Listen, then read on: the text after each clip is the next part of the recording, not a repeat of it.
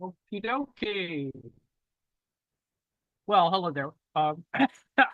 It's another Saturday, weekly Marx, 8:24. I wanted to fill out the capital, our little thing of capital that we're doing in between the Andy Higginbottom lectures by providing what a fairly substantial body of introduce you to a body of work that exists somewhat parallel to all the sort of heavy duty Marx stuff that occurs after the war, after World War II. This in particular is Pierre Bourdieu's work, and which is largely influential for cultural studies, the usual French stuff, right? French sociology et al. Bourdieu is not quite as wild as one might consider Roland Barthes or Baudrillard or Debord or whatever. It's not quite so far afield. It's mainly the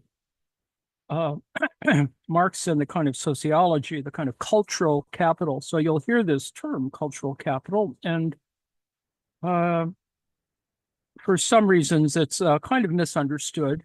It does sort of weigh in on the side of sort of congealed capital, but what I'm going to read here a little bit is to hopefully give you a perspective on that it's not as essential or essentialist as a kind of considering the form of capital. And Bourdieu's point is to look at status, or I mean, his kind of large body of sociological stuff is to identify the sociology of culture, and hence cultural studies of a variety of sorts at the sociological level is important and useful.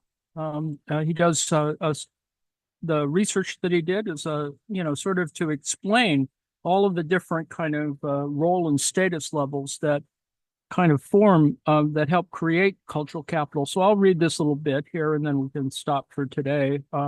Cultural capital is as I think will be described here, still has economic relevance. The relation between political capital, economic capital, social capital, cultural capital, still capital, and it's defined by and is, as some Marxists will say, Althusser et al., is economic in the last instance.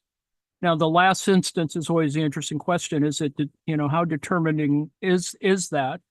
And I hope that you'll appreciate the idea that capital is mutually determining, as, in terms of the Hegelian stuff, the immanence of, kind of the transformational elements of it, just as we've been talking about circuits and circulation of capital. At the part of this motion includes cultural objects. So without further ado, in my sort of stalling, this is an explanation by one author. Bourdieu's development of the notion of capital has been proven a rich vein for the field of sociology and cultural theory. Capital has served as an important empirical and theoretical tool for the exploration of processes of embodiment and accumulation of knowledge and reproduction by agents within the social field. In his seminal work, The Forms of Capital, 1986, Bourdieu, by arguing that the social world is accumulated history, calls for the introduction of the notion of capital so as to highlight the importance of accumulation in the social field. He defines capital as accumulated labor in its materialized form or its incorporated embodied form, which, when appropriated on a private, for example, exclusive basis by agents or groups of agents, enables them to appropriate social energy, the form of reified or living labor. So labor can be accumulated. Now, what I think doesn't fully address is the issue of labor power as opposed to labor. I think it's a deal about transformation and translation. The labor power is included in this whole business here.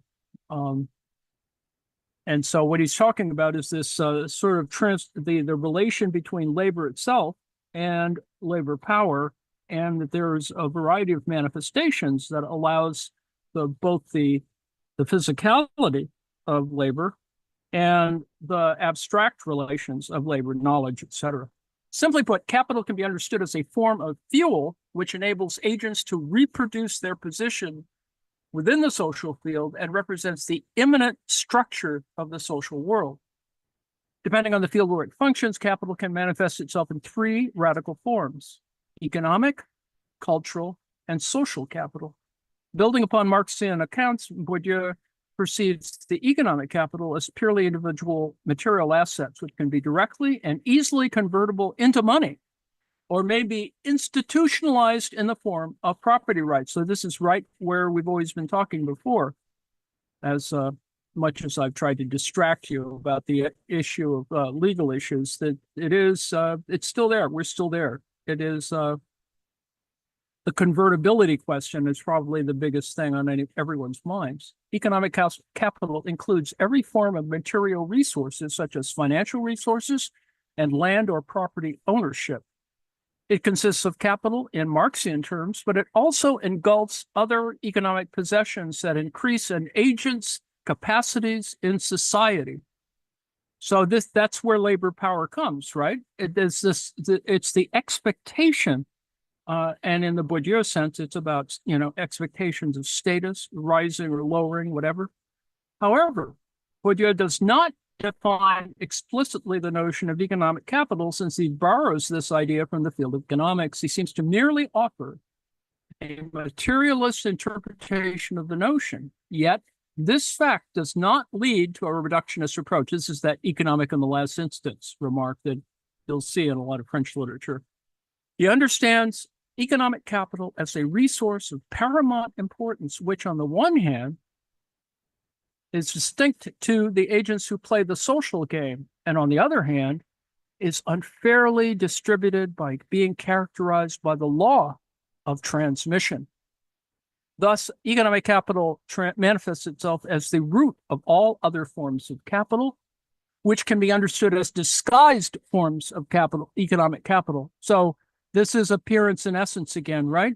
The idea that, there's a lot of mystification going on, and this is a way of accounting for much of this mystification. All that glitters is not gold. Cultural capital can be explained as a form of capital that is convertible in certain conditions into economic capital and may be institutionalized in the form of educational qualifications. This is the fetish for degrees. Bourdieu and Passeron developed the concept of cultural capital in order to examine the impact of culture on the social stratification system and the relationship between action and social structure. This is agency structure issues as in sociology. By doing so, Bourdieu distinguishes between three fundamental forms of cultural capital: the embodied, the institutionalized, and the objectified cultural capital. In its embodied state, cultural capital is a form of long-lasting dispositions of the mind and the body. In other words, it can be understood as the legitimate cultural preferences and behaviors, which are internalized mostly during the process of socialization. In turn, the institutionalized cultural capital can be associated with the degrees and diplomas which certify the value of the embodied cultural capital. What gives you the right to say that? Well, I've got a, blah, blah, blah degree, whatever. Last but not least, in its objectified state, cultural capital represents the consumption and acquisition of several cultural goods. That is the breadth of, pictures, books, dictionaries, instruments, actual sort of widgets.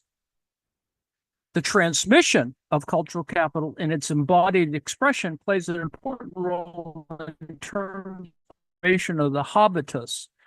Now, this is important. The habitus sort of frames the entire deal here, and it is, I would suppose, more anthropological. There's a side move that's made about the habitus that talks about not structuralism, but structure. There's a period in the when the hell was it? In the 80s, the 1980s, where structuration was an idea. And there was a body of research that kind of looked at that, and the habitus was the way in which you formed that research. Anyway, despite the fact that L. Gillespie offers a well-rounded description of habitus, Habitus, stating that it instills a worldview in its subjects by conferring cultural value upon things, be they material or immaterial. We shall offer some new insights upon this notion so that the connection between capital and habitus be highlighted. Bourdieu developed the notion of habitus, Habitus, as a response to the epistemological binary distinction between objectivism, which manifests itself as a structuralist approach reduced into a mechanical determinism, between this kind of objectivism and subjectivism. So you have objectivism and subjectivism, which has been mainly utilized in rational action theory. So in both instances, you're looking at ways of looking at things more analytically. One is a little bit more determinative.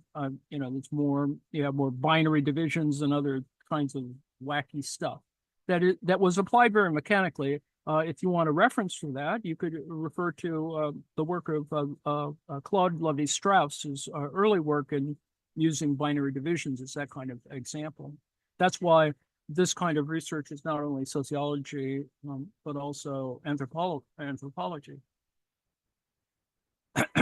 Bourdieu uses the notion of habitus so as to characterize a socialized subjectivity that internalizes something external and externalizes in an objective state the internality. I know that sounds like a lot of things, but it is providing a kind of structure for this sort of system of transmission. So it ultimately is a kind of description about communicating lived experience without getting too much into the French stuff.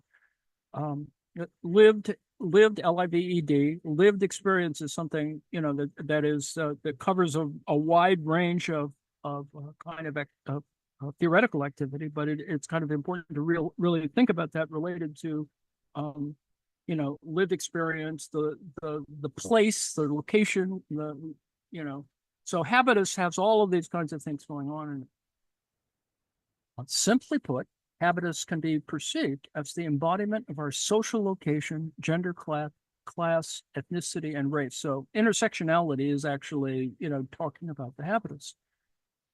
It consists of the dispositions that internalize this social location, which most of the time is determined by class and dictates our action, stuff that happens in the hood, as they say. It is talking about habitus. According to Bourdieu, all forms of capital are determined by class and social location. Now, social location, not necessarily physical location, but within the class is sort of lateral kind of thinking about class. Thus, cultural capital in its embodied state tends to convert external wealth into an integral part of an agent into a habitus, which is the embodiment of the cultural capital per se. In its most crude form, I suppose you could describe it as, lives of the the rich and famous, right? Bourdieu's concept of social capital turns the analytic epistemological spotlight on conflicts and power relations, which can be exposed by a closer look at social relations. Social capital can be perceived as a collection of resources that equals a network of relationships and mutual recognition. Bourdieu perfectly calls it a membership to a group, your little gang, crowd, department, discipline. You can see where it could, verge into what Foucault is sort of looking at. More specifically for Bourdieu, social capital can be accumulated and deployed both collectively and individually. Collectively, for example, by a family, and individually by, your individual self. It is mainly instrumentalized for tangible or symbolic gains. When you can first afford your first Mercedes, whatever. It says something, I suppose. Not very much, really.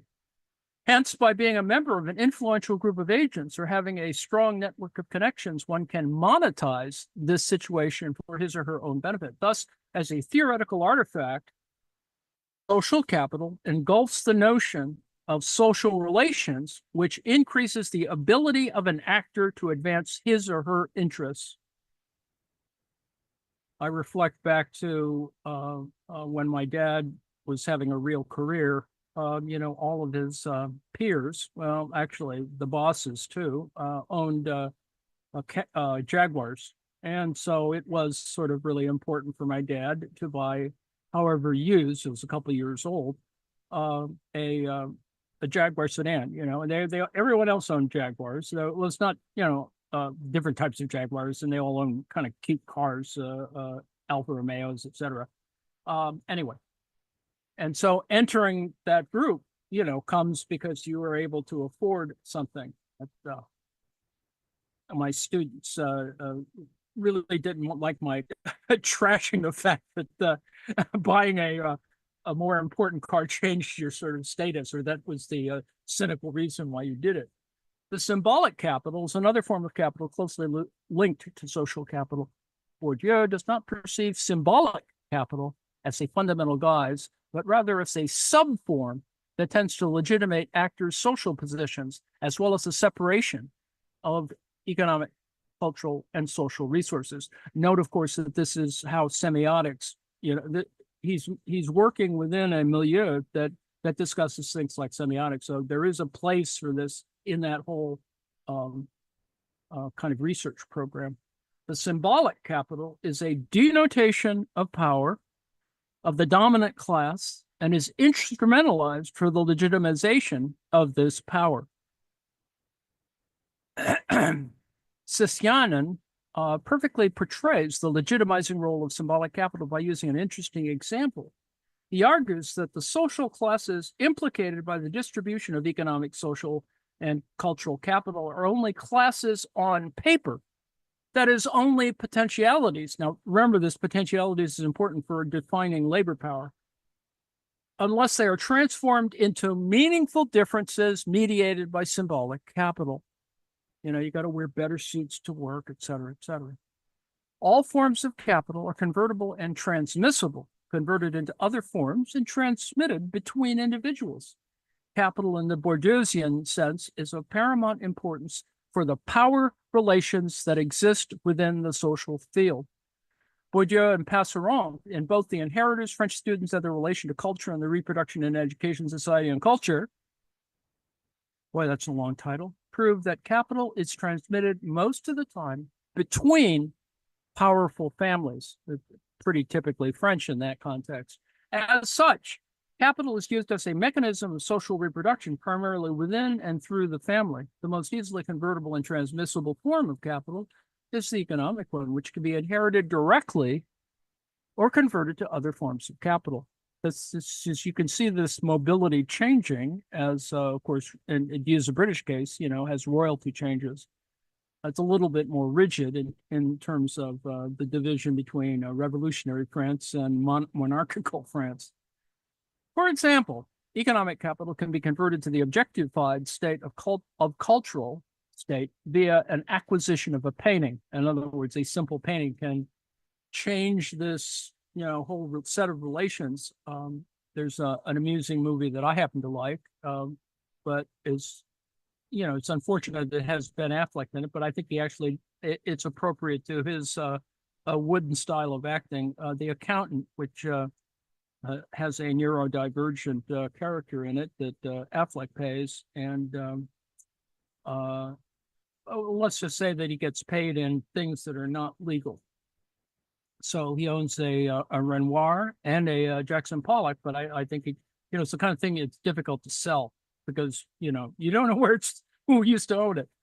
Cultural capital's transmission from parents to children is of the essence, since it is not only a basis and indicator of class position, but it can also determine in a great many ways the trajectory of children within the social field. The cultural capital theory argues that the effect of families' social origin on children's educational success is highly associated with the cultural resources of privileged parents who give their children an advantage in order to master the educational curriculum. So yes, I went to private schools, middle school. I went to public school, then to private middle school, then to private high school. private college. But then again, I went to public graduate school. However, it must be noted that the transmission of cultural capital takes place over a relatively long period through the process of socialization. In view of the above, by measuring the volume and the composition of all forms of capital through detailed studies, Bourdieu succeeded to ground his theoretical contribution to real-life situations. Bourdieu is not merely highlighting the convertibility and transmission of capital or the factual distribution of different forms of resources in capital within society. Instead, by introducing the notion of capital, he wishes to reveal and highlight the underlying processes through which the bourgeois, the dominant class, eternally appropriate and monopolize all the resources that guarantee the legitimation of their social supremacy. These resources, converted into different forms of capital, are unequally distributed and instrumentalized by the dominants for their exclusive benefit, namely the reproduction of their position of dominance against subordinate classes within the social field. So that's the end of this. But lest you think this is unimportant, you could say that this is the whole emphasis on the middle class. In the current election, Harris and Waltz are clearly, this is something that most people can identify. Harris went to not the best law school in the University of California system, but rather, it depends, probably the third best law school or fourth best law school in the system, Hastings, which is actually very good because it's kind of autonomous from other institutions. It's an institution in itself in San Francisco and not part of Berkeley. Berkeley has its own law school. It used to be called Bolt Hall. And Irvine now has a law school. UCLA has a law school. So there are other law schools at Stanford, obviously, in California. But there is a difference among those. And there will be this, of course, kind of defining the person who holds the position by the club that you're in. So, that there the difference between Kamala and Barack Obama is, Barack Obama, Harvard Law School, Law Review, blah, blah, blah. Not so much with Kamala. And similarly for Waltz, Waltz got his bachelor's degree at Chadron State in Nebraska. It's just interesting. I assume he got his master's at Mankato, but maybe not, Mankato State. Anyway, that's kind of defining what there is. I don't know if there are any questions. Are there questions, queries? Influencers, the idea of influence is a good example. Yes. Yeah, I'm sort of curious about the conversion between different of these types of capital, and what I would imagine there's sort of a predominant way it flows, kind of thing, like yes. Mostly economic capital is translated in. Well, I don't know. No. Everything is still economic ultimately, but it has these sort of subgroupings. Let's say, okay, here's an example. One person in my class went to Harvard, another went to the University of Chicago for law school. So, if you follow their path, they had a fairly normal path in that sense. They didn't do any kind of, well, I think one clerked for somebody, but it clearly they became corporate lawyers and worked in large law firms that, are adjuncts to lobbying groups and whatever. One of them did. The Harvard one, he's had a normal life. Maybe it's dull or whatever, but, he's just kind of blessed with, being at a certain class level. Now, his class level, was interesting only because I think his name was the name of our library. So therefore, like in the Siegel film Love Story, it's his name on the. I'm sure he had that kind of thinking about, at least as an undergraduate. Well, it actually is his name on our library. And anyway, and there are other parts of his story that are kind of remarkable. I think the gossip anyway was that he decided to just add on something or other, and I think he aced the LSATs and stuff like that. He just sort of, and a very simple guy, played football, very, kind of a perfect life in that sense. So all of those things, or whatever. I'm sorry to digress. Yeah, well, that makes sense. I sometimes I forget, the sort of benefit. It's like I went to public school, but I got a college degree, which is, kind of that's like a class divider, I would think, in this Bordeauxian sort of context, right? And Yes. that I sort of need to, sort of be grateful for that, and you know, but also recognize that the class system is kind of you know ultimately kind of broken, right? No, it reproduces itself. Like one place I worked at, the senior faculty had mainly gone to Big Ten universities, and so they tended not to hire people with Ivy degrees and shit like that. They tended to reproduce themselves in that sense. Mm, mm, yeah. It's Right. junior faculty tended to be from Big Ten universities. So yeah, and it's like, yeah, I didn't think of the sort of reproduction in that sense before. I was thinking of just sort of like, uh, when you hear it in the definition of one of these cycles, there's there's reproduction involved in one of these capitalist cycles, but it's also like, it's like reproducing a class hierarchy from the top down outwards, like, and it sort of Right. reproduces itself outwards like that. At least that's my Yeah. understanding. But Well, that every person on the Supreme Court has an Ivy degree, has an Ivy law degree. That used to not be the case, but we're at the present moment where everybody has an Ivy law degree. I think. No, Coney Barrett may not have an Ivy law degree. I think it's Notre Dame, but that because there's so many Catholics, I think that's actually intentional.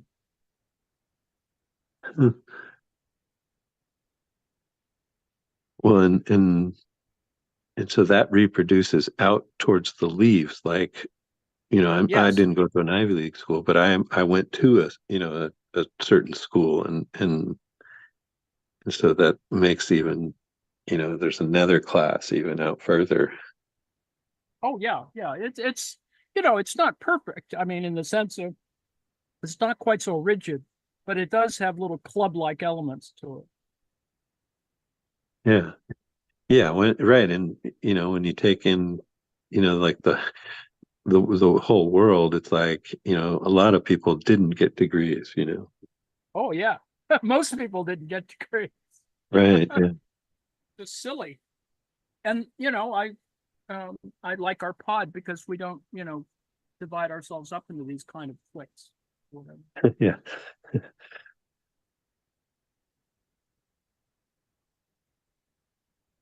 Yeah, I was appreciating your sort of referring to the group as our pod a couple of times recently, and um, sort of, enjoying the group and the connection. Yeah, or else it's the invasion of the body snatchers, right? Uh, when I try to explain it to people, I just have the shortcut. It's my COVID pod that never ended.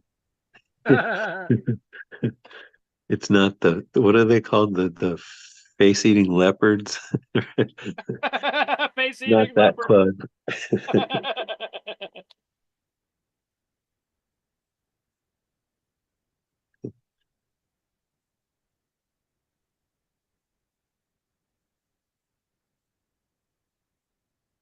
Well, anyway, that's Bourdieu is useful in explaining capital on that side of the equation. The consumption side, as it were. Department two. Bourdieu is useful in the sense that it's not so rigid, and it provides some details for that kind of explanation, and doesn't get off into the more mechanical elements of semiotics, for example. Even though semiotics is one way of taking all of that and making it even more complicated. So, for example, I've worked with assholes who, fellow faculty members who, were really into the heraldry problem, that even though you only drag out your academic robes once a year, if that, there's just this pickiness about, there's the hierarchy is already built in. So most people, because they're in the arts and sciences, have generally blue collars on their on the hoods on their robes, but other schools have other disciplines have different colors of hoods, and it's just people get really weird about it. I don't know. It's just strange. It's like mascots. It really is no different than wearing a T-shirt or sweatshirt with your school, your alma mater logo on it or whatever. And it just, in the academic realm, it's the right or the wrong colors. Harvard's is scarlet red, so you always know what a Harvard graduate looks like. Similarly for the orange of Princeton. Yeah. Hazing rituals comes to mind. Oh, well, Jesus H. Christ. I mean, it's such a mockery. The United States is just different, and to maintain those stupid little rituals is very silly, because, you only drag the academic robes out, a couple times during the year, and it's only for weirdly formal occasions. Yeah, weirdly. Yeah, right.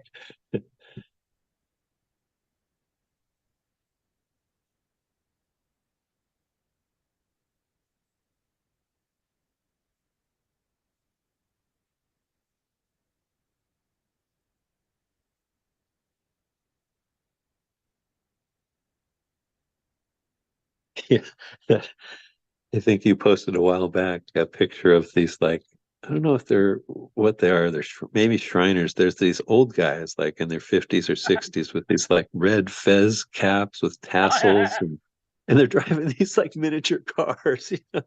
Oh yeah, the Shriners. That's the Shriners. You don't know about the Shriners? No, I don't.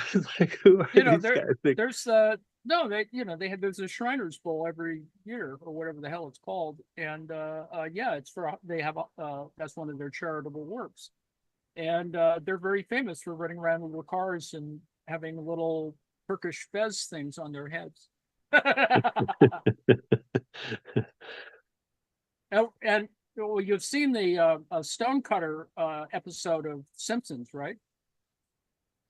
Stonecutter one, I don't recall. Oh, they have a little song, who holds up the electric car? Who makes Steve Guttenberg a star? We do. We do. It's a great little episode. In other words, Homer joins a secret society in town. It's like the Masons. Yeah. And then all hell breaks loose, right? It's a very fun. I think it's a very funny episode. It's one of the to me a classic episode. Yeah. Yeah, he's like just stumbling into all the rituals and like, yeah, he really messed. It's just really fun to see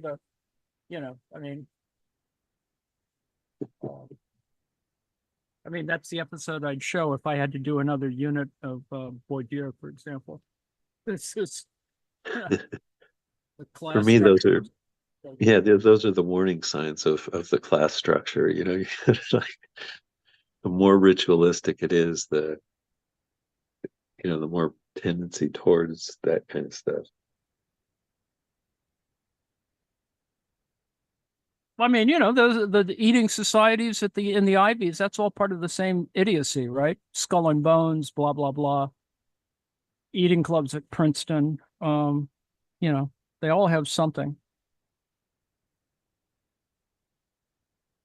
And of course, the worst part of it is that the ruling class, is really built into this. That George W. Bush and John Kerry are both Skull and Bones guys. Right, yeah. So why did the Skull and Bones take Geronimo's skull? Oh, I don't know. I don't know any of this. Whatever. I just like the jokes about it. There's another episode of The Simpsons where Montgomery Burns turns a Yale into a for-profit education school. It's really funny. Or for me anyway, it's hysterical.